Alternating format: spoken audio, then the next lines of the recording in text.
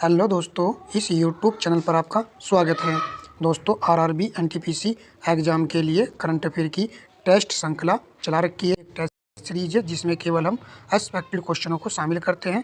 इस टेस्ट में भी दोस्तों 35% मैंने सेलेक्ट किए हैं। पर्सन ऐसे हैं कि आप एक बार इनको लगाइएगा, आप खुद ही कहोगे कि सर ने हमारे लिए काफ़ी अच्छे क्वेश्चन सेलेक्ट किए हैं। केवल वही पर्सन लेकर आ रहा हूँ जिनके एग्जाम में पूछे जाने की प्रबल संभावना है। चलिए क्लास को आरंभ करते हैं। प्रश्न नंबर 1 है, हाल ही में चर्चा में रहे यूक्लिड स्पेस दूरबीन का मुख्य उद्देश्य क्या है? ये एक दूरबीन है जिसका मुख्य उद्देश्य है ब्रह्मांड के विस्तार की गति को समझना है और डार्क मैटर का अध्ययन करना है। इम्पोर्टेंट। नेक्स्ट पर आते हैं, पीएम इंटर्नशिप योजना ऐप का उद्देश्य क्या है? पीएम इंटर्नशिप योजना ऐप का मुख्य उद्देश्य क्या है?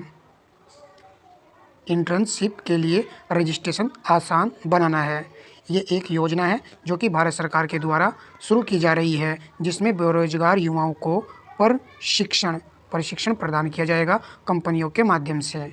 चलिए, प्रश्न नंबर 3 है, हरमनप्रीत सिंह को कौन सा पुरस्कार मिला है? चारों को आप ध्यान से देखिए और बताइए कि हरमनप्रीत सिंह को कौन सा पुरस्कार मिला है। यदि आपने ऑप्शन सी लगाया तो ये राइट हो जाएगा। अर्जुन अवार्ड से इनको सम्मानित किया गया है। नेक्स्ट पर आते हैं, 5G इनोवेशन हैकाथॉन 2025 का उद्देश्य क्या है? 5G तकनीक पर एक नए समाधान विकसित करना। 5G तकनीक पर नए समाधान विकसित करना ही इसका उद्देश्य है। नेक्स्ट पर आते हैं, हाल ही में वैज्ञानिकों ने लाइम रोग के जीवाणु बोरेलिया बर्गडोफ्री में किस एंजाइम को इसके जीवित रहने के लिए आवश्यक पाया है? तो इस एंजाइम का नाम है BBLDH। यहाँ पर बी जो है कैपिटल में है और स्मॉल बी बाद में स्मॉल लेटर में है, फिर बाद में LDH ये भी कैपिटल में ही है। ठीक है, और ये एक जीवाणु है, लाइम रोग के जीवाणु है। ठीक है, चलिए, इसमें व्यक्ति को बुखार जो आता है। हाल ही में संसद में प्रस्तुत वित्त विधेयक फाइनेंस बिल का मुख्य उद्देश्य क्या होता है? तो इसका मुख्य उद्देश्य होता है कराधान और सरकारी व्यय को लागू करना। ऐसे क्वेश्चन आपको देखने को मिल रहे हैं संविधान से एग्जाम में। नेक्स्ट पर आते हैं, भारत में वित्त विधेयक किस अनुच्छेद के तहत प्रस्तुत किया जाता है? वित्त विधेयक की ये बात कर रहा है। राइट आंसर होगा ऑप्शन सी, अनुच्छेद 117। अनुच्छेद 117, और जबकि अनुच्छेद 110 में क्या है? धन विधेयक है। ठीक है, तो ऑप्शन सी यहाँ पर राइट आंसर था। प्रश्न नंबर आपका 8 है, निम्नलिखित में से कौन सा विधेयक केवल लोकसभा में ही प्रस्तुत किया जा सकता है? केवल लोकसभा में ही प्रस्तुत किया जा सकता है। वित्त विधेयक सेकंड, धन विधेयक, मनी बिल, संविधान संशोधन विधेयक और वित्त विधेयक फर्स्ट। कौन सा जो केवल लोकसभा में ही प्रस्तुत किया जाता है? तो राइट आंसर होगा ऑप्शन बी, धन विधेयक। ये लोकसभा में ही प्रस्तुत किया जाता है। प्रश्न नंबर आपका नेक्स्ट है, काला सागर के उत्तरी तट पर कौन से देश स्थित है? जीएस का प्रश्न है, परंतु एक अच्छा प्रश्न है। काला सागर के उत्तरी तट पर स्थित है तुर्की और जॉर्जिया। तो इसको याद रखेंगे, ऑप्शन बी यहाँ पर राइट आंसर है। नेक्स्ट पर आते हैं, हाल ही में चर्चा में रहे सुखना वन्यजीव अभ्यारण्य कहाँ स्थित है? तो सुखना वन्यजीव अभ्यारण्य किस राज्य में स्थित है? इसको याद रखना है, ये कई बार पूछा भी गया है। ये भी ये चर्चा में था, इसलिए ये करंट में प्रश्न बना हुआ है। तो इसका राइट आंसर होगा ऑप्शन सी, चंडीगढ़ में है सुखना वन्यजीव अभ्यारण्य। नेक्स्ट पर आते हैं, हाल ही में सूचना का अधिकार RTI अधिनियम ये कब आया था? 2005 में आया था। इतना भी प्रश्न पूछा जाता है। में संशोधन को लेकर चिंता व्यक्त की गई है। इसमें मुख्य विवाद किस धारा से संबंधित है? मुख्य विवाद पूछ रहा है कि किस धारा को लेकर के संबंधित है। ऑप्शन डी राइट आंसर है। धारा 8(1) जे को लेकर के मुख्य विवाद बना हुआ है। नेक्स्ट पर आते हैं, हाल ही में चर्चा में रहे फास्ट ट्रैक स्पेशल कोर्ट की स्थापना का मुख्य उद्देश्य क्या है? ऑप्शन बी राइट आंसर है। रेप और POCSO अधिनियम से जुड़े मामलों का शीघ्र निपटान। इस तरह के प्रश्न जो है NTPC ग्रेजुएट लेवल में पूछे गए थे। क्या पता आगे भी पूछ ले, ये चर्चा में है फास्ट ट्रैक स्पेशल कोर्ट का जो मुख्य उद्देश्य है वह है दोस्तों, जैसे कि रेप से जुड़े मामले का शीघ्र निपटान हो सके, उसी के लिए फास्ट ट्रैक स्पेशल कोर्ट काम करता है। प्रश्न नंबर आपका नेक्स्ट है, उत्पादन से जुड़ी प्रोत्साहन योजना से जुड़े किस प्रमुख उद्योग को सबसे अधिक लाभ हुआ है? तो ऑप्शन यहाँ पर सी राइट आंसर रहेगा, इलेक्ट्रॉनिक्स और मोबाइल। ठीक है, नेक्स्ट पर आते हैं। हाल ही में संयुक्त राष्ट्र यूएन ने किस वर्ष को अंतर्राष्ट्रीय हिमनद संरक्षण घोषित किया है? ये भी एक अच्छा क्वेश्चन है कि संयुक्त राष्ट्र संघ ने अंतर्राष्ट्रीय हिमनद संरक्षण वर्ष घोषित किया था, तो 2025 को, यानी 2025 को किया है। ठीक है, नेक्स्ट पर आते हैं। हाल ही में सुप्रीम कोर्ट ने चुनाव में मुक्त सुविधाओं के बारे में क्या टिप्पणी की है? जो दल होते हैं बड़े बड़े, वो मुक्त सुविधाओं के लिए जनता को लुभाते हैं, उसी के बारे में सुप्रीम कोर्ट ने क्या टिप्पणी की है? ये प्रश्न पूछा गया है। ऑप्शन सी राइट आंसर है। यह लोगों को काम करने से हतोत्साहित करता है और श्रम बल को नुकसान पहुंचाता है। ऐसे लुभावने वादे दे करके क्या होगा? श्रम बल को नुकसान पहुंचेगा। ठीक है, तो इस पर जो टिप्पणी की थी सुप्रीम कोर्ट ने। हाल ही में चर्चा में रहे अप्सा अधिनियम पहली बार कब लागू किया गया था? जीके का क्वेश्चन है, यहाँ पर 1958 दोस्तों लिखा हुआ है, तो राइट आंसर होगा ऑप्शन डी, 1958 में ही अप्सा अधिनियम को पहली बार लागू किया गया था। आप देख रहे होंगे, काफ़ी अच्छे क्वेश्चन है दोस्तों। जरा भी लगे कि वीडियो आपका काम का है तो वीडियो को लाइक शेयर अवश्य कीजिएगा। न्यूयॉर्क घोषणा का मुख्य लक्ष्य क्या है? देखिए, क्या ऐसे प्रश्न नहीं बन सकते एग्जाम में? बन जाएंगे। चलिए, आप आंसर लगा सकते हो। ऑप्शन बी यहाँ पर राइट आंसर है। 2030 तक वनों की कटाई को रोकना और 350 मिलियन हेक्टेयर भूमि को पुनर्स्थापित करना है। न्यूयॉर्क घोषणा का ये मुख्य उद्देश्य है कि 2030 तक वनों की कटाई को रोकना है। ठीक है, नेक्स्ट पर आ जाते हैं। हाल ही में चर्चा में रहे अश्वनी रडार किसके द्वारा डिजाइन और विकसित किया गया है? अश्वनी रडार किसके द्वारा डिजाइन और विकसित किया गया है? तो इसको विकसित किया है डीआरडीओ ने, रक्षा अनुसंधान एवं विकास संगठन। राइट आंसर ऑप्शन सी विकल्प ही है। नेक्स्ट पर आते हैं। राष्ट्रीय गोकुल मिशन का मुख्य उद्देश्य क्या है?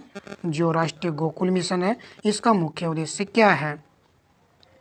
राइट आंसर होगा ऑप्शन ए, स्वदेशी गोवंश नस्लों का विकास और संरक्षण करना है। ए विकल्प यहाँ पर राइट है। नेक्स्ट पर आते हैं। One nation one student ID कार्यक्रम किस मंत्रालय द्वारा शुरू किया गया है? मोस्ट इंपोर्टेंट क्वेश्चन है।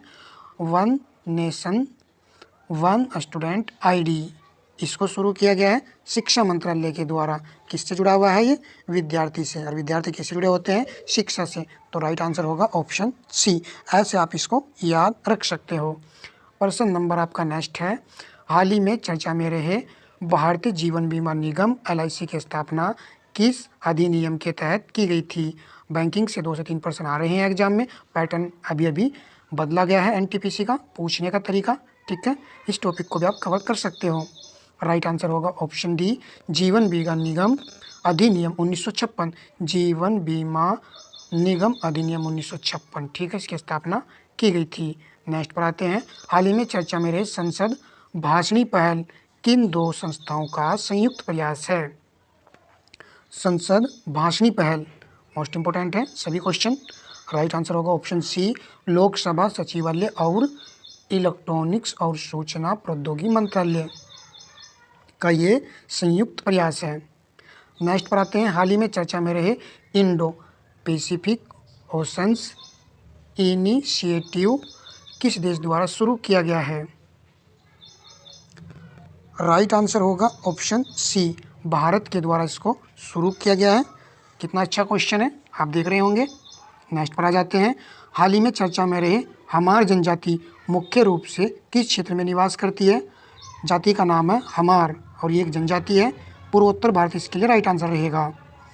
Next person, exercise sea dragon 2025 की मेज़बानी किस देश द्वारा की जा रही है? वेरी इंपॉर्टेंट क्वेश्चन है। इसकी मेज़बानी संयुक्त राज्य अमेरिका द्वारा की जा रही है। ऑप्शन है यहाँ पर राइट आंसर है। कितना इम्पोर्टेंट ये क्वेश्चन है, मुझे लगता है कि सीधे एग्जाम में ये छप जाएगा। इसका आयोजन भी पूछा जा सकता है, कहाँ पर किया गया है, तो पश्चिमी प्रशांत महासागर, ठीक है, पश्चिमी प्रशांत महासागर में गुआम तट पर किया जा रहा है। नेक्स्ट प्रश्न पर आते हैं। गंभीर नदी जो हाल ही में खबरों में रही मुख्य रूप से किस राज्य में स्थित है। प्रश्न बन सकता है कि गंभीर नदी किस राज्य की नदी है। जीएस के लिए भी ये अच्छा क्वेश्चन है और करंट के लिए तो है ही है। तो ये नदी संबंधित है राजस्थान से। ऑप्शन बी यहाँ पर राइट आंसर है। नेक्स्ट पर आते हैं। चैलेंजर 150 किस संगठन द्वारा समर्थित एक वैश्विक गहरे समुद्र अनुसंधान पहल है। राइट आंसर ऑप्शन बी है संयुक्त राष्ट्र शैक्षिक वैज्ञानिक और सांस्कृतिक संगठन इसरो की एक पहल है।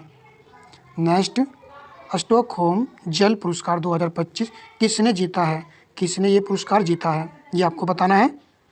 ऑप्शन सी राइट आंसर रहेगा, गुंटर बलोशन ने ये पुरस्कार जीता है। नेक्स्ट पर आते हैं। एक यूरेशियन गोशावक एक मध्यम बड़े आकार का शिकारी पक्षी है, हाल ही में महाराष्ट्र के किस वन्य जीव अभयारण्य में देखा गया है। तो राइट आंसर होगा ऑप्शन सी तानसा वन्य जीव अभयारण्य। प्रश्न ये भी बन सकता है कि तानसा वन्य जीव अभयारण्य किस राज्य में है, तो ये आपका महाराष्ट्र राज्य में है। यहाँ पर एक मध्यम बड़े आकार का शिकारी पक्षी देखा गया है, ठीक है। नेक्स्ट पर आते हैं। हाल ही में चर्चा में रहे श्रव्य एनक्लेव किस तकनीक पर आधारित है, तो ये तकनीक है ध्वनि तरंग हेरफेर, ठीक है, श्रव्य। नेक्स्ट, हाल ही में चर्चा में रहे स्पेस एक्स की स्टारलिंक सेवा भारत में किन कंपनियों के साथ साझेदारी कर रही है।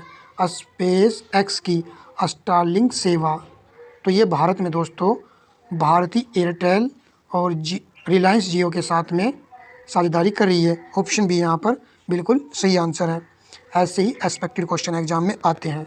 यदि आपने पढ़े होंगे तो अच्छे से रिवीजन हो जाएगा, यदि नहीं पढ़े हैं तो ये आप पढ़ लीजिए अच्छे से, सीधे एग्जाम में छपने वाले हैं। हाल ही में किस कारण से भारतीय लंबी चोंच वाले गिद्धों की संख्या में भारी गिरावट आई है। तो जो गिद्धों की संख्या में भारी गिरावट आई है इसका कारण एक ही है, डाइक्लोफेनाक नामक पशु चिकित्सा दवा है। इस दवा के कारण दोस्तों गिद्धों की संख्या में भारी गिरावट देखने को मिली है, ये भी चर्चा में है। चलिए, अभी तक आपने वीडियो को शेयर नहीं किया तो अपने दोस्तों में शेयर अवश्य कर दीजिएगा। हाल ही में स्वीकृत चंद्रयान 5 मिशन किस देश के सहयोग से किया जाएगा, यानी कि चंद्रयान 5 मिशन को किस देश के सहयोग से किया जाएगा, ठीक है। तो ये अब के चंद्रयान 5 मिशन में जापान का सहयोग होगा। ऑप्शन सी यहाँ पर सही आंसर है। प्रश्न नंबर आपका नेक्स्ट है।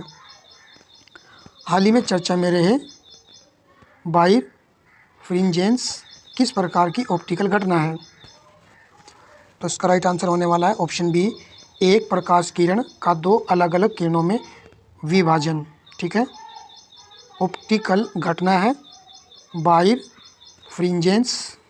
नेक्स्ट, वीडियो का लास्ट अंतिम प्रश्न है ये। हाल ही में आरबीआई को किस पहल के लिए सेंट्रल बैंक लंदन द्वारा डिजिटल ट्रांसफॉर्मेशन अवार्ड 2025 दिया गया है। प्रश्न ये भी बन सकता है कि जो है सेंट्रल बैंक लंदन द्वारा डिजिटल ट्रांसफॉर्मेशन अवार्ड 2025 किस को दिया गया है, तो आरबीआई को ये प्रदान किया गया है, ठीक है। अब आ जाते हैं किस पहल के लिए ये इसको मिला है। राइट आंसर ऑप्शन बी है प्रवाह और सारथी के लिए इसको ये अवार्ड प्रदान किया गया है। मोस्ट इम्पोर्टेंट क्वेश्चन था।